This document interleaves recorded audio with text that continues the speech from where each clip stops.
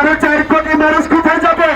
আমরা সরকারের কাছে জানতে চাই, এই অটো যদি রাস্তায় কোনো উচ্ছেদ অভিযান শুরু করা হয়, আমাদের অটো শ্রমিক ব্যাপারটার জন্য কর্মসংস্থান করে দিয়ে তারপরে যেন রাস্তায় অটো উচ্ছেদ অভিযান শুরু করা হয়। ঠিক আছে? অটো ড্রাইভারের মধ্যে কিছু উচ্ছৃঙ্খল ড্রাইভার আছে ভাই, আপনারা দয়া করে উচ্ছৃঙ্খল ভাবে রাস্তায় গাড়ি চালাবেন না। Action to action. আমরা অন্যায়, অত্যাচার, জুলুম, নিপীড়নের শিকার কি হতে চাই না। দুনিয়ার মুসলিম, দুনিয়ার মুসলিম, দুনিয়ার মুসলিম, আমরা সবাই একতা। আমরা সারা বাংলাদেশে প্রায় 1.5 কোটি অটো শ্রমিক ড্রাইভার রয়েছে।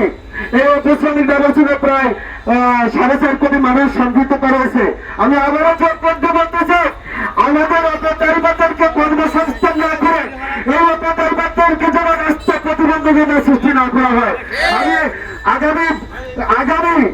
আগামী অটো শ্রমিক জনতাকে আমি আবারও বলি, আপনারা রাস্তায় কোনো প্রতিবন্ধকতা সৃষ্টি করবেন না, যানজট সৃষ্টি করবেন না, উল্টা পথে বনে গাড়ি চালাবেন না, লোকাল লেন ব্যতীত হাই লেনে গাড়ি চালানোর চেষ্টা করবেন না।